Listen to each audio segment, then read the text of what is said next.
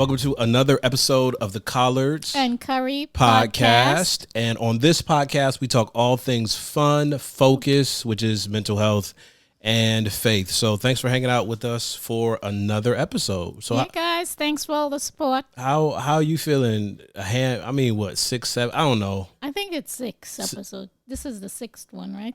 Well, we'll find out when we do the post-production. And we're a little late this week, so We're not late. We on time. I know people expect us to put it out on Tuesday, so Well, it's going to be, oh, man, it's Wednesday. Okay, well, recording this on a Wednesday, but hopefully, it'll be worth the wait. yes. So how you feeling about this whole podcast thing? I know when we started, you were just like, I don't know. I'm getting a little used to hearing my voice, even though I'm like, still, but it's getting better, I would say, for me. Okay. Yeah. Yeah. So we thank you for rocking with us, for subscribing. Some of you are doing Buzzsprout. Some of you doing Apple Podcasts. A lot of you are doing YouTube, and it's good to know that you're hanging out with us. How is it for you? How has it been? You're just noticing the response of people to the content that we share. I would say I was a little surprised. Some of my family members in Trinidad kind of look forward to it every week. My mom always watches, so I was a little surprised, but happy that they're supportive. Did you have any church members from home? Because remember, we did a couple of podcasts. No one reached out yet. Yeah. I mean, we didn't say anything bad, just being honest. Yeah, because Strangers in the Night was funny. It was. All right. Yeah, it's been good though. But guys, feel free to give suggestions for things that you may want us to talk about. That'd be good. Where's the best place to do that? I would say YouTube. Yeah, probably the YouTube in the comments is the best Yeah. place. If you got some topic suggestions you want Or us if to. you see it posted on Facebook too, you could always leave a comment there. Yeah. Okay. So what we doing this week? So for fun, we said we were going to talk about the fair. Something we used to like to do all the time.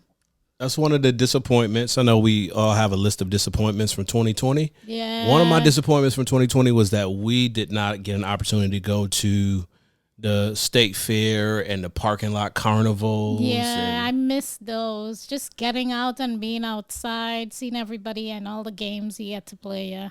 Worst, I know this is fun section, but worst fair experience for you? I don't know if I have one. Probably that one time one of my sisters you remember she got sick? I don't remember. It was in the heat of the summer and she got sick. Well, she got sick and kind of passed out. It was super hot. It was super hot. Yeah, and we all were like dying. But I think that was in Indiana. Was that in Indiana? Yeah, we went to the fair in Indiana. Yeah. Okay. We crossed the border right across from Michigan, remember?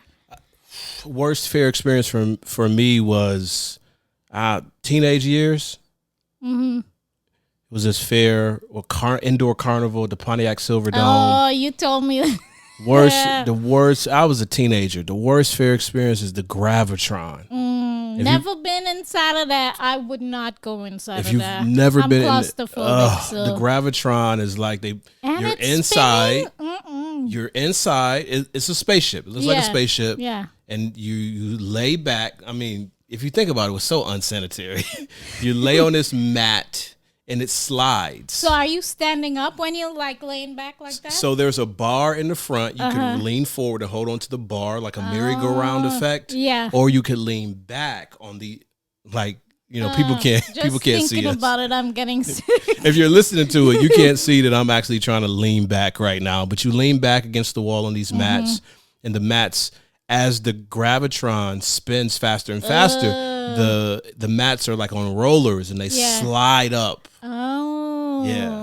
Yeah. So that does not sound nice at all. I don't know why I would ride that. I don't like spinning rides at all. So I would be disoriented until the next day. Really? So I would, be at the carnival, you ride the Gravitron, you're trying to get through the other rides, but your insides have been spinning. Mm-hmm. And I did not feel better until I went home and went to sleep lay down. and woke up the next day. Yeah, because your little head was like spinning. Listen, I'm sure. listen, All the that- fluid in the air was like, yeah. Yeah. So But one of my favorite things though about the fair, you know me, I love me some funnel cake. Funnel cake. what's better, funnel cake? Funnel cake. What's better, funnel cake or elephant ears? Funnel cake. I don't really like elephant ears. We go. But maybe people haven't had elephant ears. I think in some places they call them beaver tails. Oh, It's the same thing, that kind of fried flat dough thing versus a funnel cake. So I want to know if people like funnel cakes, or maybe it's just a Midwest thing. I don't know. Maybe it is. I'm a funnel cake fan for the first 30 seconds. And what happens after? As long as it's crispy and crunchy, once it starts to get gooey. Yeah, that's always the thing though. When you're at the fair, it's like your hands get all sticky. It's nasty. Yeah. And you think about it, fair is not really that sanitary. It's not. They don't really have good places to wash your hands. And then with COVID, that would have been a disaster. So, yeah. So hopefully fairs could come back. I mean, I want to go. Me too. Because my best fair experience, also teenager, I won, those warped kind of oval basketball hoops, that basketball game that everybody wants to win. Talk about the games. Those games cheat. They set up cheat. for you to lose, yeah. I won one year at that basketball game. The bad thing about winning was that you have to walk around the rest of the time with this ridiculous size stuff. I had it was like a purple tiger. But many times it's like you pay so much, you end up paying for the animal, it's a hustle. animal. Yeah. It's a hustle. But not this time that I played. This year, it was like 3 shots for $5. And on my... You were lucky. Lucky? Okay. No, I know you. I'll take that. You're 3-point shooter. So. Last podcast episode, you was jabbing at me. This one, yes, I was lucky. Babe, okay. I was lucky, and I won like a purple. But we already established that these games are set up for you to lose. They're hustles. Yeah, the one I hate, where you have to get the little ring on the bottles. Oh, they give you a bucket of the little rings to throw. Yeah. I've never seen anyone win that game. I've been watching these YouTube videos, like carnival hacks, and I always say, next time I go to a carnival or a fair, You'll watch I'm it. gonna watch the video and then I'm gonna go do it. But it's a hustle. Like it's so bad. And here's the tough thing. Sometimes I like laughing at people when they lose. Oh gosh, this kind of goes into our focus piece. Yeah. Yeah, it's true. I mean, especially the one game that's always hilarious to me. I've never had the courage to play it myself. But which one is that? Where you have to climb the ladder and ring the bell. Oh, and when you see people to the side. They're shaking back and forth. That's terrible. You laugh at them? I mean, I'm laughing with them. They're not laughing. They're embarrassed at the moment. Some people are laughing. I mean, if you know, like you said though, I would never do that because I know I would fall down immediately. And I've been there where you're laughing at somebody at a carnival game, and your friends or your family are like, "Well, why don't you try it?" And you're like, "No, you're trying to figure out a way to get out of it." But it's easier just to laugh at somebody. That remind me of an episode. This will kind of. Berenstein Bears. Yeah. With Brother Boasting, he wanted to go on the roller coaster. Yeah. Sorry, my parenting came on there. Well, we did talk about cartoons last podcast episode, so that was a great episode. I can't remember the name of the roller coaster. You remember? No. Thunder something. I can't remember. And Brother Bear was like, "Oh, he was boasting. I'm gonna ride it. It was finally time for him to go. He's like, I don't think I'm gonna go. I'm too scared. So I had an experience like that in real life. What happened? It was a Cedar Point roller coaster park in Ohio. I don't do roller coasters. We're gonna get you on one. No, if our oldest child can go on a roller coaster, babe, I don't do roller coasters. She rode that roller coaster like a and champion. She was scared to death, terrified, but she rode it. Terrified, but she rode it like a champ. But Cedar Point, Ohio roller coaster theme park that we used to go to. Living in Michigan, going to Cedar Point was a thing every single year.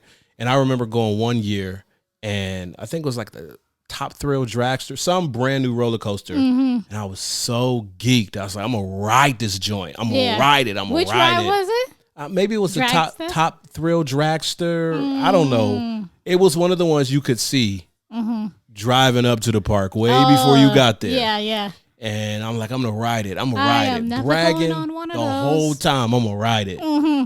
You chicken out? I ain't ride it. You didn't? I rode it the next year though. Oh. Like the next year. You and it wasn't, conquered your fear. It wasn't the dragster it was a different roller coaster the next year, but it was the biggest that next year, and I rode it first. And yeah. But that first year I chickened out. I think I'm gonna have a heart attack, so I'm like, nah, I can't do it. No, that's anxiety. You setting yourself up. I know, but still. Speaking of not heart attack. I was going to say speaking of heart attack. No, not speaking of heart attack. What? Speaking of passing out, those videos where I can't remember. Yeah, like with the thing where they shoot them up. Yeah. Oh my Lord. And you see people like, that's. Like they pass out. They pass out. They literally come back pass and they out. pass Yeah. out. No. It's terrible. You wouldn't ride those? No. Oh, man. Babe, this is true. That would be me. I would I would pass out. We got to tell the people how when we went to Disney World, you didn't ride nothing. No, I did not. I rode one ride. That ticket was like $125 and you ain't ride nothing. I was there for support. We don't need $125 worth of moral support. What was the tunnel It's a small world after all. Yes, I went. We paid a whole $125 to go to Cedar Point, and you riding the teacups and the small world after all. Even the teacups, I was like, I can't do this. Okay, I blame my mom. She is not good with rides, okay? Or my dad. He has a weak stomach, too. So I remember going to my parents, the Carnival. You talk about your parents. The Carnival with my I think my mom and my aunt and my cousins, like, a long time ago. Yeah. And there was this kiddie ride. But a lot of the kiddie rides, you can't ride them unless you have an adult with them. Oh. So my mom and my aunt with my sister and my cousin rode. It was a school bus. They're gonna get you for sharing this story. You would have thought that they were on a roller coaster. Really? They were screaming? They said that school bus took me out. I was like, it's just a school bus, and it just went around in a little circle. Is it just like this or going around? It was like, I don't know. I just remember a school bus, and I was like, that's a little kiddie ride. And they got off their school bus, and they said, I wasn't there, but my mom told me a story of when she went, I think it was kind of like the spider one. Yeah. Where it's turning as it's going around. Yeah. She said she got pretty sick after that one. The spider spins, and then the cars, you're the science person. Yeah. They spin as the whole thing is spinning at a different rate. It's crazy. I can't do rides. And I think it's funny to watch people freak out on rides. I don't know why that is, That's though. why it won't be me. I won't be going I wouldn't on. laugh at you. Yeah, you would. I might guys record laughed it. at me at Disney World when we went. What was the one ride I went on? Thunder Mountain? Was it it? I don't know. I can't remember. But it's the train one I was begging. Oh, my gosh. We actually had the kids ride together and you rode with me. In the Lilo and Stitch one? Yeah, I freaked out for that. I don't like the dark. So when... You just said that on the podcast. Hey, it's okay. I can admit that. I don't like the dark. You need a Collards and Curry nightlight? Yeah. I still sleep with a light, so... It's because of growing up in Trinidad when the power would go out. Would the power go out or would they cut it off? Or both? I couldn't tell. Okay. But as soon as that thing went out, I would wake up crying and my dad would have to light the lamp. So it was like, you can't see in front of your face like that.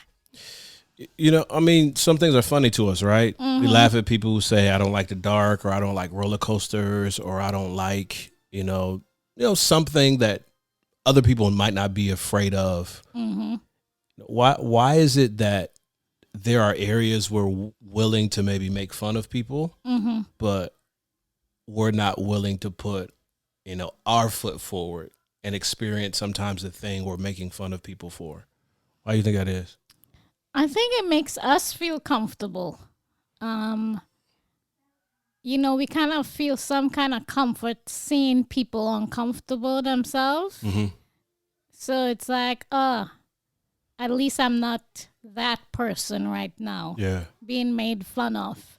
So it makes us feel good, I guess, reassured that it's not us being made fun of. Yeah. And I also think that when we see other people maybe failing at something, even if the failure is, failing to face whatever thing that they're afraid of, I think sometimes it makes us comfortable with not reframing or, repurposing when we've messed up or when we failed. Sometimes we think I've messed up, so I am a mess up. I've failed, so I'm a failure. Yeah. And that's kind of like the meme I showed you where you see the one person carrying all their failures. It's like this, this baggage they're carrying around. And then the other person, it's like they're stepping on their failures. So they're building or growing from it. There's like an old preacher story, right? I didn't tell a lot of these old preacher stories because you can't really verify them and they've been around forever.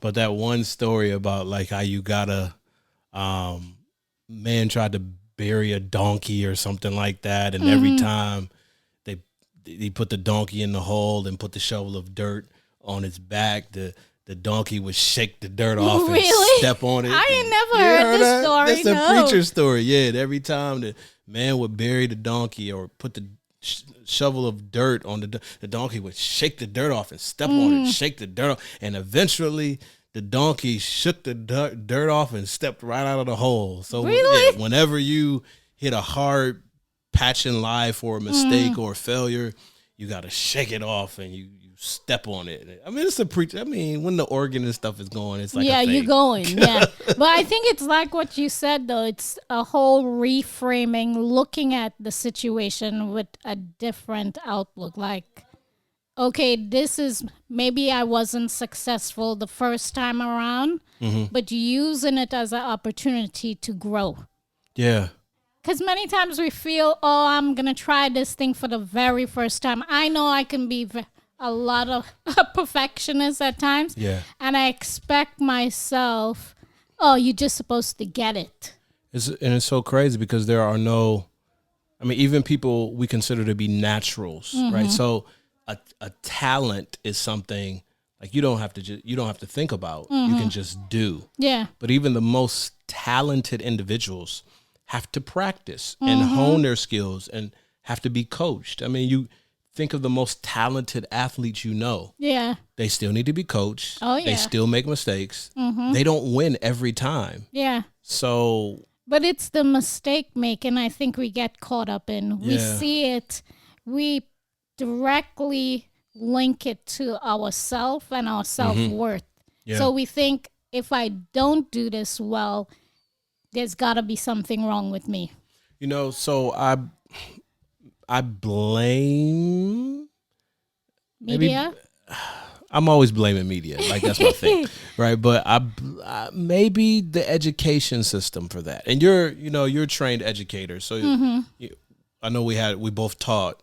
Yeah. And we have varying perspectives on this, but even the grading system of how we create a system where you're individualistic, right? So if you get the answers right, then, we give you the star, we celebrate you. Yeah. But if you get it wrong, there's something wrong with you. Yeah, that's why a lot of students in classrooms, they refuse to even give an answer because they're fearful it'll be the wrong one. Yeah. But they don't realize, it's by doing that you're growing. It's like you're not going to know everything. But again, it goes back to expectations. And school is a big issue, but also home. Home too. What yeah. are the expectations set at home? Oh, you got to do everything right. Yeah. It's not about growing into who you are. And, when I look at like the socioeconomic status and how much that plays into your mental health and your choices, we're at a place where our kids can, play and experiment in the kitchen, right? Yes. So you'll give them a bowl of flour and let them play with the seasonings and mix stuff around. Yeah. Have fun, try out different combinations. But if you got a lower socioeconomic status, that's true. We're not playing with flour and seed. No. There's no time to play we in the ain't playing kitchen. with food. This is all we got, so we can't afford to do that. Yeah. Or even it's a thing where mom has to go to work, dad has to go to work. We don't have time to, designate, okay, we're going to do this and expect you not to get it perfectly. Mm-hmm. No, you got to do it right the first time. So a lot of the times, it's your environment. The book I'm reading, Grit by Angela Duckworth. It's she has a TED Talk, like a super popular TED Talk, and she was just talking about the individuals who ultimately succeed in life are not necessarily the people who were the smartest or got it right the first time. It's the people who persisted. That going back to that meme that you were talking about. Yeah. Okay. Stepping on it. Yeah, failure, a mistake. I didn't do it right, but I'm using that as a stepping stone to something else. And those are the people who ultimately, like, that's the secret sauce to winning at anything. But not it's giving up. difficult being in a society that says they want you to look perfect. You got to do everything in the right way all the time. Otherwise, like, you're nobody. Yeah. So to fight against popular culture is huge. It takes everything. It is. I remember when I was in seminary. Mm-hmm. So undergrad, like first half of undergrad was just trash. I didn't really go do what I was supposed to do.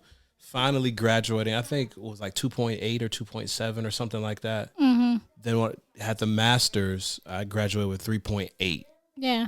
I remember being in the seminary and we're married, working 2 jobs, trying to figure out what to do, how to navigate it all. And, we got to make the decision in these classes. Yeah. And I remember everybody saying, I got to work so hard I got to work so hard.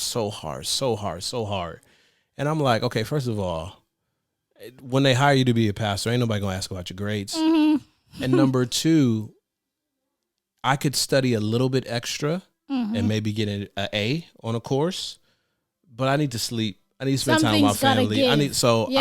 I will take these B's and these B minuses and whatever because they are not a reflection of my academic acumen, and I'm just gonna get through.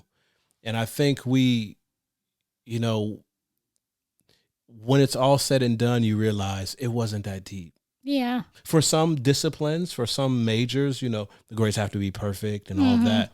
But for a lot of them, it's not that deep. Yeah, because many times it's skills that you have to go and actually learn. It's practical things, not just getting an A on a paper. Anybody could learn some information, and I can't say everybody, but yeah.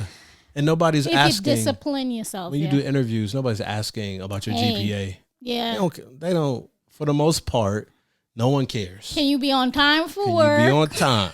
Can you talk nice to other people? Yes. Can you click this computer? Can you work well with others? Yeah, it's like, those are the skills. But yeah, again, we get caught up in the grades and things that show I'm better than this person. Speaking of getting caught up, if I see one more prophetic prayer on Facebook Live or whatever, if I see one more prophetic prayer, oracle, dreams, I got a dream for President Biden. I had a dream about Trump. I had a dream about Biden. I had a dream Obama was coming back. I had a dream. I had Martin Luther King Jr.'s dream. Dream lights, whatever it is. Dream lights, oh my Lord. I mean, the prophetic prayer, y'all, I don't know. Okay, so for those of us, right? I Yeah. know particularly for our church, our denomination, we talk a lot about prophecy, right? So why you cringing like that? So for those of us who are used to that, it's like a major part of our church experience. It's about going over the major prophecies within the Bible. And we know the Bible says people have dreams and Yeah. all of that.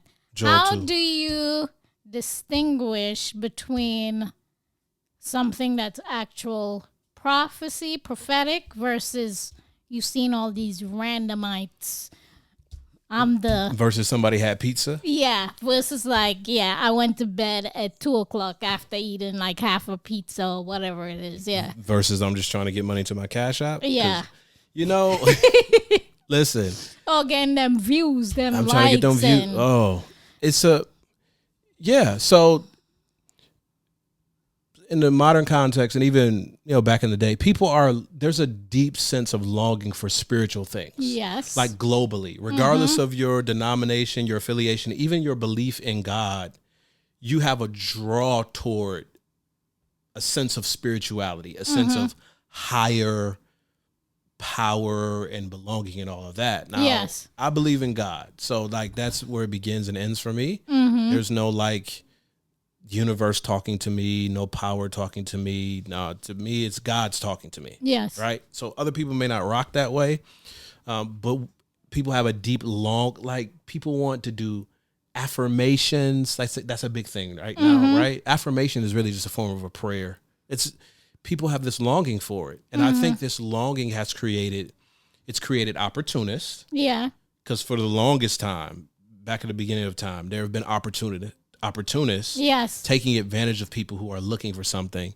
And I think it's also created a situation where some people feel like I'm not important or valuable unless I do these things. And then it's also creating confusion. Yes. Now, I am not trying to judge or be the arbiter of someone's prophetic insight, right?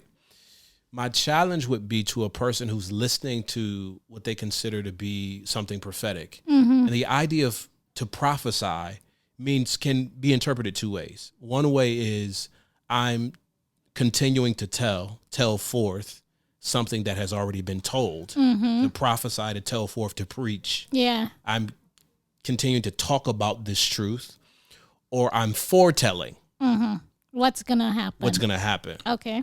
And a lot of people were very good at longing for the foretelling instead of the telling forth. Yeah. So for the people who are listening to, the Lord gave me a dream about Biden or Pence or the next president or the next whoever, I would say to you, be careful of focusing so much on things that are being foretold that you neglect the things that have already been told to you. Like the fundamental basics about life and how you're supposed to treat people and handle yourselves and deal with your relationships. We throw that off because we're rushing to someone's prophetic oracle or new understanding.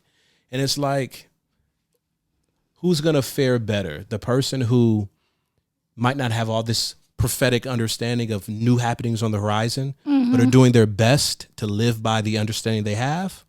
Or a person who's gathering all this new sacred intellectual wisdom knowledge, but not living it actionably in their lives? I would argue that people who don't know as much as you think you know or who has been revealed to you are faring much better at life because they're living by what they do understand. I think it's something we definitely have to continue talking about because it's a tough subject. It's it dicey. is, especially in the time that we're living in right now. Yeah. So Stop sending Prophets Cash App. Sorry, I just had to slip that in there. why? I don't know. But thanks, guys, for watching. Yeah, thanks for hanging out.